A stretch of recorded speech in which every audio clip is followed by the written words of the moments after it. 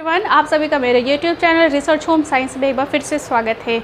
आज से आपकी टेक्सटाइल का जो यूनिट है वो स्टार्ट होने जा रहा है। हम लोग डेली एक एक चैप्टर कोशिश करेंगे कंप्लीट करने की, ताकि हमारा होम साइंस का सिलेबस जल्द से जल्द कंप्लीट हो जाए। तो टेक्सटाइल की आपकी ये पहली क्लास होने जा रही है, जो कि इंट्रोडक्शन होगा कि वस्त्र क्या है, हमें वस्त्रों को पहनने की आवश्यकता क्यों हुई, इसके सिद्धांत क्या है, इसकी अवस्थाएँ क्या क्या हैं और रेशों का वर्गीकरण इसी के अंदर हम लोग पढ़ेंगे। ठीक है, तो बने रहिएगा पूरा लास्ट तक। आप चाहे तो टेलीग्राम चैनल भी ज्वाइन कर सकते हैं क्विज़ क्वेश्चन सॉल्व करने के लिए और अनदर जानकारी प्राप्त करने के लिए। तो चलिए देखते हैं कि जो टेक्सटाइल है हमें वो पढ़ना ज़रूरी क्यों है, क्योंकि हमारी होम साइंस का एक हिस्सा है। आप जानते होंगे टेक्सटाइल से होम साइंस में काफ़ी क्वेश्चन आपको देखने को मिलता है, जैसे कि रेशे को ही लेकर के कपास के ऊपर या कपास से बने हुए जो कपड़े उनके ऊपर हम ब्लीच कौन कौन सी कर सकते हैं, कौन सी रंगाई कर सकते हैं। तो ऐसे बहुत सारे क्वेश्चन बनते हैं। तो वहाँ पहुँचने से पहले हमें इसकी शुरुआत करना बहुत ज़रूरी है, जो कि आज एक बहुत ही अच्छी शुरुआत होने जा रही है टेक्सटाइल की। तो ध्यान दीजिएगा, जो ये टेक्सटाइल है, टेक्सटाइल का मतलब क्या है पहले भी आज ध्यान दीजिए। हमारा जो सिलेबस हिस्सा है वो सिर्फ टेक्सटाइल नहीं होता है, सिर्फ वस्त्र नहीं होता, हमारा परिधान भी हिस्से में आता है। तो परिधान का मतलब होता है अपैरल, मतलब बिना हुआ, बुना हुआ, सिला हुआ कपड़ा। तो जो कपड़ा सिल चुका है वो अपैरल कहलाएगा, और जो सिर्फ फैब्रिक में है, मीटर में कपड़ा बचा हुआ है, तो उसे ही हम लोग वस्त्र काउंट करते हैं। तो इसे ही हम लोग धीरे धीरे पढ़ते हुए चलेंगे। सबसे पहले हम देखेंगे कि जो वस्त्र हम लोग धारण करते हैं तो हम उसे क्यों करते हैं। तो वस्त्रों को धारण करने का अगर उद्देश्य बताया जाए तो ध्यान दीजिएगा, धारण करने के उद्देश्य, अगर बात की जाए कि हम लोग कपड़ों को क्यों धारण करते हैं, वस्त्रों को क्यों धारण करते हैं, तो उसमें मुख्य रूप से बात तो यही आएगी सुरक्षा के लिए। सबसे पहली तो बात यही है कि सुरक्षा के लिए हम क्या करते हैं, कपड़ों को धारण करते हैं। तो सुरक्षा की बात की जाए तो किससे सुरक्षा के लिए, तो आप कहेंगे कि मौसम से सुरक्षा के लिए अगर बात की जाए तो जैसे हो गया मौसम, पानी, जानवर। ठीक है, अगर हम सुरक्षा की बात करें, जैसे सबसे पहला लिखा हुआ है मौसम, ठंड का मौसम आता है, हम लोग स्वेटर पहनते हैं। गर्म लू से बचने के लिए हम कॉटन के फुल स्लीव के कपड़े पहनना शुरू कर देते हैं। बारिश होती है तो हम लोग रेन कोट पहनते हैं। अगर कहीं पे आग लगी हुई है, जो फायर ब्रिगेड में काम कर रहे हैं, तो फायर प्रूफ कपड़ों को पहनते हैं। तो यही सब तो रीज़न हुआ कि हम बचाव के लिए, सुरक्षा के लिए हम क्या करते हैं, कपड़ों को धारण करते हैं। अगर और भी बात की जाए तो उसके बाद होगा सामाजिकता के लिए, सामाजिकता के लिए। सामाजिकता से ये मतलब है कि हम समाज का हिस्सा है, क्योंकि मनुष्य एक सामाजिक प्राणी है।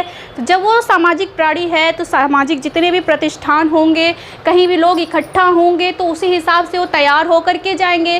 तो इसीलिए भी हमें कपड़ों की आवश्यकता होती है। जैसे आप देखते होंगे सेलिब्रिटी लोग किसी के ख़त्म होने पे, मरने पे वाइट कलर के कपड़े पहन के जाते हैं, ये तो उनका ड्रेस कोड ही हो गया है।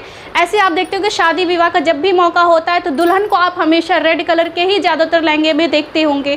या कोई भी फंक्शन पड़ रहा है, डेली लाइफ में हम क्या कपड़ा पहनते हैं, किसी इवेंट में, किसी फंक्शन में हम अलग तरीके के कपड़े पहनते हैं। तो ये इसी वजह से ना, क्योंकि हम समाज का एक हिस्सा है। किसी के मरने पे हम लहंगा पहन करके नहीं जा सकते, वहाँ पे खराब लगेगा। तो यही रीज़न है कि हमें ध्यान देना होता है कि हम जैसे एक सामाजिक प्राणी है तो उसी हिसाब से हमें कपड़ों को भी पहनना चाहिए। ठीक है, उसके बाद अगर बात की जाए इन्हीं कपड़ों का प्रयोग और हम किस लिए कर सकते हैं, तो हम कहेंगे सज्जा के लिए। सज्जा का मतलब होता है सजावट, डेकोरेशन। चाहे हम सजावट खुद की करें, चाहे खुद की सज्जा करें, देखते होंगे एक ही कपड़ों को डेली कोई पहनना नहीं चाहेगा। हर व्यक्ति की ख्वाहिश होती है कि वो डेली शॉपिंग करे, नए नए कपड़े पहने, है ना। और इसी तरीके से अगर बात की जाए, अगर हमें अपने घर को सजाना है तो होम साइंस का एक हिस्सा तो पर्दा भी आता है, कर्टेन भी आता है। तो हमें अपने घर को सजाना है तो हम वहाँ भी कपड़ों का प्रयोग करते हैं। किस रूप में, जैसे कि पर्दे हो गए, कालीन हो गया, बेडशीट है, कुशन कवर है, सोफ़ा कवर है, अपहोस्ट्री है, इन सब तरीके से भी हम कपड़ों का प्रयोग करते हैं अपने घरों को सजाने के लिए। तो यही रीज़न है कि हमें वस्त्रों की काफ़ी आवश्यकता होती है। ठीक है, तो चलिए आगे आप समझ ही गए होंगे कि हमें कपड़ों की आवश्यकता, वस्त्रों की आवश्यकता क्यों है, क्या उद्देश्य है इन्हें धारण करने का।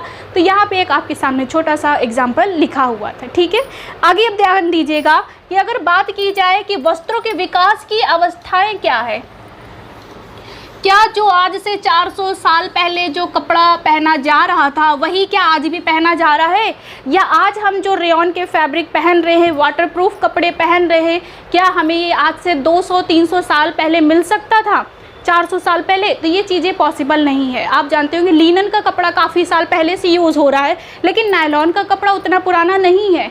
तो हमें देखना है कि जो वस्त्रों का विकास हुआ क्या वो सीधे डेवलप हो करके आज के जैसे ही हो गया था, या इसकी कुछ अवस्थाएं थी।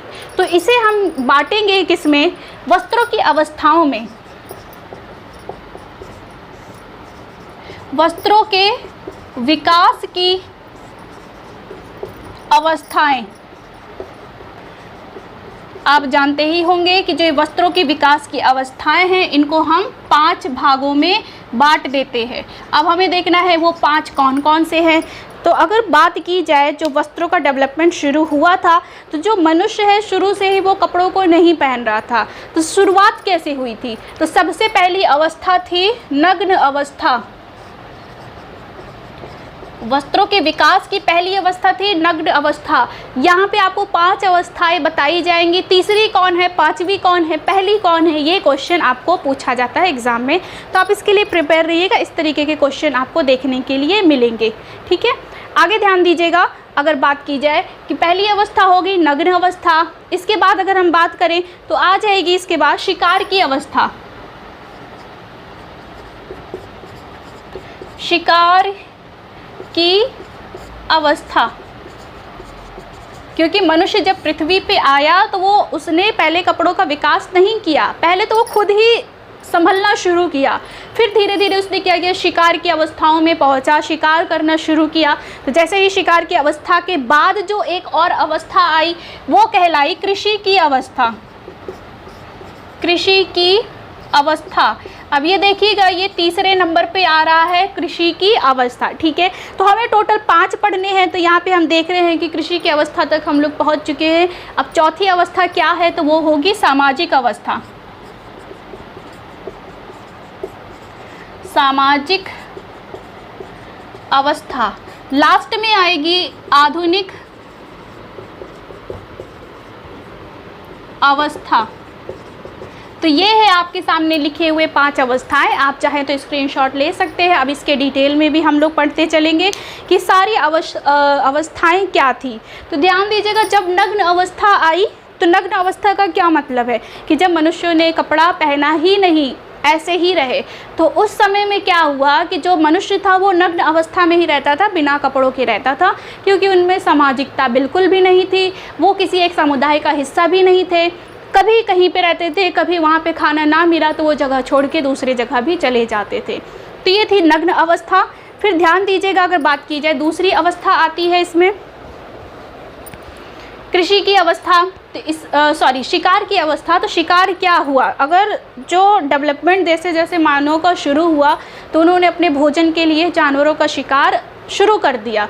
तो जो जानवर थे तो जानवर का मांस खाया जाता था, तो जो उसके ऊपर की खाल थी वो उन्होंने सोचा कि ये छूने में तो गर्म प्रतीत हो रहा है, इसके बाल भी गर्म लग रहे हैं जानवर के, तो क्यों ना इससे हम अपने शरीर को ढकने का काम करें ताकि हम ठंड से बच सके। देखिए, कपड़ों का डेवलपमेंट तब नहीं हुआ था, लेकिन ऐसा नहीं है कि उस समय में ठंड नहीं पड़ती थी या बारिश नहीं होती थी। ये चीज़ें तो तब भी हुआ करती थी। बारिश के समय में लोग गुफा के अंदर क्यों रहते थे, यही पानी से बचने के लिए ना। ठंड के वजह से हम गुफा में छिप करके लोग रहते थे, क्यों, ठंड से बचने के लिए। तो यही रीज़न हुआ कि जब लोगों ने शिकार करना शुरू किया तो उसी जानवर की जो खाल बचती थी उन्हें ही वो धारण करने लग गए, जिससे कि उनकी सुरक्षा हो सके। जैसे लिख दिया जाए यहाँ पे, खाल का प्रयोग, जिससे कि उन्हें सुरक्षा मिल सके, किससे, ठंड से। ठीक है, ठंड से सुरक्षा प्राप्त करने के लिए जानवर के खाल का प्रयोग किया गया। कब किया गया, जब मानव ने शिकार करना शुरू किया या सीख लिया था। ठीक, अब इसके बाद एक अवस्था आई कृषि की अवस्था। जैसे ही कृषि की अवस्था वो अवस्था हुई जहाँ पर मानव एक जगह पे रहना सीख गया था, एक जगह पे खेती करना सीख गया था, क्योंकि खेती करना, फसल उगाना एक दिन का काम तो नहीं है, इसको काफ़ी समय लग जाता है, 2 महीने, 4 महीने, 6 महीने ऐसे एक फसल तैयार होने में लगता ही है। तो जब मनुष्य एक जगह रहना शुरू कर दिया तो ये अवस्था आई, कहलाई कृषि की अवस्था।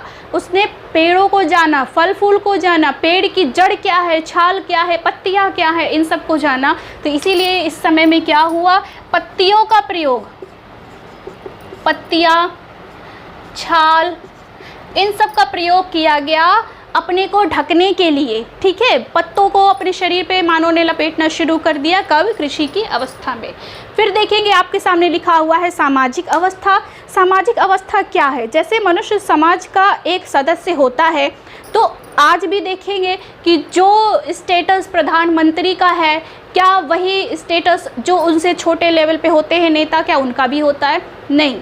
तो यही था जब हमारा समाज जब विकसित होना शुरू हुआ तो यहाँ भी लोगों ने अपने लिए अपने हिसाब से एक वर्ण व्यवस्था शुरू कर दी, एक कास्ट सिस्टम शुरू कर दिया, एक लेवल बनाना शुरू कर दिया कि अगर किसी व्यक्ति को ये काम करना है तो वो इसी तरीके के कपड़ों को धारण कर सकते हैं। जैसे राजा महाराजा का आप लोगों ने देखा होगा पोशाक कैसा होता था, जरी वाला, सोने चांदी के एम्ब्रॉयडरी वाला, सितारों वाला, इस तरीके से। लेकिन जो ब्राह्मण होते थे, जो धार्मिक अनुष्ठान कराते थे, वो इन तरीके के कपड़ों को धारण नहीं करते थे। तो यही कहलाया क्या, सामाजिक अवस्था। ठीक है, जैसे कि इसमें बांट दिया गया था समाज को, ब्राह्मण, क्षत्रिय, वैश्य, शूद्र। और इसके अलावा अगर बात की जाए, आप देखते होंगे लिनन का विकास कहाँ से शुरू हुआ था, तो इजिप्ट से हुआ था, मिस्र से। कपास का जन्मदाता कौन है, भारत है। सिल्क का जन्मदाता अगर कहा जाए तो वो चीन होता है। तो ऐसा नहीं है कि ये हमें ऐसे ही पता चला, जब मनुष्य में सामाजिकता आई, वो एक देश से दूसरे देश जाना शुरू किया, तब तो आदान प्रदान का काम शुरू हुआ ना। जैसे आप जानते होंगे टमाटर यहाँ की पैदावार नहीं है, लाल मिर्च, आलू, हर चीज़ कहीं ना कहीं से आई है। वैसे ही कपड़ों का भी विकास हुआ। हमने सिल्क का जो कहा जाता है जन्मदाता चीन है, तो आप सोचिए क्या चीन से सिल्क इतने आसानी से यहाँ आ गया होगा? तो जब धीरे धीरे सामाजिकता लोगों में आई, सामाजिक विकास हुआ, सामाजिक अवस्था में मनुष्य पहुँचा, तो ये भी सारी चीज़ों का डेवलपमेंट होना शुरू हो गया। तो देखिए सामाजिकता बढ़ती कैसे है, लोगों से मिलने से। हम दूसरे कंट्री जाते, वहाँ के कल्चर देखते हैं, वहाँ के पहनावा, खाना, भोजन, लोगों को देखते हैं, तब जानते हैं कि वहाँ का रहन सहन कैसा है, वहाँ के धर्म कैसे हैं, रीति रिवाज क्या है, ये चीज़ें देखते हैं। तो इन्हीं सब चीज़ों से प्रभावित होकर के नई आई एक अवस्था जो कि सबसे नई है और सबसे लास्ट है, वो होगी आधुनिक अवस्था या मॉडर्न स्टेज, हम इसे कह सकते हैं। आधुनिक अवस्था जैसे ही आई, लोगों में आधुनिकता आ गई, लोगों ने वैज्ञानिकता को बढ़ावा दिया, लोग रोज़ रोज़ नए नए इन्वेंशन कर रहे हैं, लोग इनोवेटर होते जा रहे हैं, नई नई चीज़ों को बना रहे हैं। अगर ना कोशिश करते तो क्या रेयॉन बन सकता था, नायलॉन बन सकता था? ये सारी चीज़ें बनती उन्हीं से हैं जो हमारे पास प्रकृति में पहले से मौजूद हैं, लेकिन उसको रिसाइकिल किया जाता है, रीजनरेट किया जाता है, तब उसको एक नया रूप दिया जा रहा है। तो यही कौन सी अवस्था कहलाई, आधुनिक अवस्था। और इसी समय क्या हुआ, औद्योगिकरण शुरू हो गया, जिससे कि क्या हुआ, मशीनों का आविष्कार हुआ, मशीनों का आविष्कार शुरू हो गया। तो जब मशीनें आई, मशीनों का प्रयोग तो करना ही है ना, हमारे पास स्पिनरेट आ गया, हमारे पास केमिकल आ गए, हमारे पास मशीनें आ गई, तो उनका प्रयोग करके हमें कुछ ना कुछ तो इन्वेंट करना ही है, बनाना ही है। तो लोगों को जब आवश्यकता हुई तभी लोगों ने आविष्कार किया, और आवश्यकता ही आविष्कार की जननी होती है, आप तो ये जानते ही है। तो लोगों को आवश्यकता हुई क्योंकि कॉटन और सिल्क और लीनन, इन तरीके के रेशों को रख रखाव करना, इनको अफोर्ड करना हर किसी के बस की बात नहीं है। आज भी देखिए आपके पास जितने कॉटन के कपड़े होंगे ना, आपके पास सिल्क के कपड़े गिनती के होंगे, आप उसे गिन भी सकते होगे। लेकिन ये सोचिए कि उसके बाद जैसे पॉलिएस्टर कपड़ा आया, क्रेप कपड़ा आया, रेयॉन आया, तो उनकी संख्या कितनी ज़्यादा हो गई, लोग उसे कितना खरीदते गए, क्योंकि वो अफोर्डेबल था और मार्केट में आसानी से उपलब्ध भी था। तो सिल्क का देखिए, कह दिया जाता है ये सिल्क का कपड़ा है, लेकिन वो ओरिजिनल मिलना बहुत ही कठिन बात है। ठीक है, तो ये थी अभी इसकी अवस्थाएं। तो यहाँ पे ध्यान दीजिएगा, ये सारी अवस्थाएं कंप्लीट हो गई हैं। अब इसके बाद हम लोग देखेंगे कि इसके आगे हमें देखना है वस्त्र के सिद्धांत। देखिएगा यहाँ पे आपके सामने लिखा हुआ है वस्त्रों के विकास की अवस्थाएं। वस्त्र का डेवलपमेंट शुरू हुआ कहाँ से? नग्न अवस्था से खत्म हुआ आधुनिक अवस्था से। यहाँ पे शुरू हुआ नग्न अवस्था से। यहाँ पे लोग क्या करते थे? नग्न ही रहते थे। तो फिर धीरे धीरे क्या हुआ, जब वो शिकार की अवस्था में आए तो जब जानवर का शिकार किया तो जानवर की खाल का प्रयोग एक कपड़े के रूप में करना शुरू कर दिए। फिर मनुष्य एक जगह रुकना शुरू किया तो उन्होंने क्या किया? कृषि की शुरुआत। जैसे कृषि की शुरुआत हुई तो वो जानने लग गए पेड़ क्या होते, फल फूल पत्तियाँ क्या हैं, उन्हीं का छाल उन्हीं की पत्तियों को प्रयोग करने लगे कपड़े के रूप में। उसके बाद देखिएगा आई सामाजिक अवस्था। जब जान गए लोग, डेवलप होते गए, लोग एक दूसरे की कंट्री में जाना शुरू किए, लोगों के कल्चर को जानना शुरू किए तो वहाँ के प्रसिद्ध चीज़ों को भी जानने लग गए। तो यहाँ से शुरू हुई सामाजिक अवस्था। इसके बाद देखिएगा आती है लास्ट आधुनिक अवस्था जो कि होगी मॉडर्न एज। और यहाँ पर जितनी चीज़ें हैं आप पढ़ेंगे आगे, रेयॉन है, नायलॉन, पॉलिएस्टर, ये सब चीज़ें आधुनिक रेशे ही कहलाते हैं। ये सब बनने वाले रेशे भी कई तरीके के होते हैं, हम इन सब चीज़ों को भी डिटेल में पढ़ेंगे। तो इतना था। अब आगे आप लोग देखिएगा कि वस्त्रों के सिद्धांत क्या है जो कि होते मॉडेस्टी, इमोडेस्टी, सिक्योरिटी और डेकोरेटिव। ठीक है, चलिए अभी इसको इरेज कर दे, फिर आपसे मिलते हैं।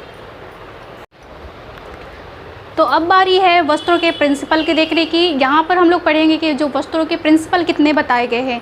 अभी आप लोगों ने देखा वस्त्रों की अवस्थाएं जो कि 5 भागों में बांटी गई थी। लेकिन वस्त्रों के प्रिंसिपल की बात की जाएगी तो इन्हें 4 भागों में बांटा गया है, जो कि पहला है लज्जाशील, फिर है अलज्जाशील, फिर है सुरक्षा, फिर लास्ट में आता है सजावट। अगर इंग्लिश में बात की जाए तो इसे हम लोग कहेंगे मॉडेस्टी, इमोडेस्टी, प्रोटेक्शन या फिर सिक्योरिटी, और लास्ट में आता है डेकोरेटिव। इन प्रिंसिपल को मान करके लोगों ने ये कहा कि हम इस प्रिंसिपल को बेस मानते हैं। इस आधार पे लोगों ने क्या किया? कपड़ों को धारण करना शुरू किया, पहनना शुरू किया। तो पहला प्रिंसिपल ये कहता है कि लोगों ने लज्जाशीलता के कारण, शर्म, हया, लज्जा के कारण क्या किया? कपड़ों को धारण किया।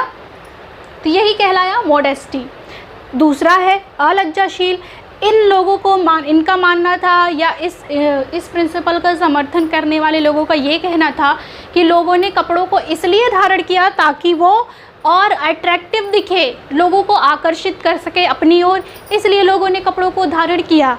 तीसरा है सुरक्षा या प्रोटेक्शन, क्योंकि लोगों का ये मानना था कि हम कपड़ों को इसलिए पहनते हैं ताकि हमारी सुरक्षा हो सके। और सुरक्षा किससे? मौसम से, जानवरों से। जैसे कि मौसम की बात की जाए तो पानी से बचने के लिए, धूप से बचने के लिए, लू से बचने के लिए, ठंड से बचने के लिए हमने कपड़ों को पहनना शुरू किया। और दूसरी बात की जाए सुरक्षा की, जानवर से, तो जो रेंगने वाले कीड़े हैं, सरीसृप कीड़े हैं, काटने वाले हैं, जैसे मधुमक्खी है या मच्छर है या बिच्छू है, इनसे भी बचाव के लिए हम लोगों ने कपड़ों को पहनना शुरू किया। ये प्रिंसिपल ही ये मानता है। फिर उसके बाद है सजावट, डेकोरेटिव। ये प्रिंसिपल भी ये कहता है कि लोगों ने कपड़ों को पहनना इसलिए शुरू किया ताकि वो सुंदर दिख सके, लोग उनकी तारीफ़ कर सके। तो देखिएगा यहाँ पे आपको 4 प्रिंसिपल दिखाई दे रहे हैं। तो इनमें से जिसका जो कहना था वो आपको जानना बहुत ज़रूरी है। पहली बात तो चारों प्रिंसिपल के नाम याद होने चाहिए। पहला है मॉडेस्टी, फिर है इमोडेस्टी, फिर है प्रोटेक्शन, लास्ट में है डेकोरेटिव। पूछा जाता है कि सर्वसम्मत प्रिंसिपल या सिद्धांत इनमें से कौन है? तो वो होगा सुरक्षा। लोगों ने सुरक्षा के लिए कपड़ों को पहनना शुरू किया, ये सबका मानना है। और सबसे ज़्यादा आलोचना किस प्रिंसिपल की हुई? तो वो होगा इमोडेस्टी या फिर अलज्जाशील। लोगों ने अट्रैक्टिव दिखने के लिए सिर्फ कपड़ों को नहीं पहना है, सबसे मेन रीज़न तो यही है सुरक्षा के लिए। बाकी आप देखेंगे तो ये और जो 2 प्रिंसिपल है ये भी ठीक बात कहते हैं कि लोगों ने शर्म के कारण और सुंदर दिखने के लिए भी कपड़ों को पहना। सुंदर दिखना ही ना होता तो आज इतने तरीके के नए नए फैब्रिक, फाइबर हमारे पास ना होते। ठीक है, तो ये रीज़न बताए गए हैं, यही 4 प्रिंसिपल बताए गए हैं कि कपड़ों को लोगों ने पहनना शुरू क्यों किया। तो ध्यान दीजिएगा, ये है इसके 4 प्रिंसिपल और 5 अवस्थाएं। आप पढ़ लीजिएगा, अच्छे से याद कर लीजिएगा। इसके बाद जो और भी चीज़ें बाकी हैं वो हम लोग नेक्स्ट क्लास में कंप्लीट करेंगे। धीरे धीरे ऐसे ही आपका सिलेबस भी होम साइंस का पूरा कंप्लीट होता जाएगा। आज के लिए इतना ही। उम्मीद है आप लोगों को अच्छा लगा होगा वीडियो। अच्छा लगा हो तो लाइक, शेयर और सब्सक्राइब जरूर करिएगा। अपना ख्याल रखिएगा। धन्यवाद।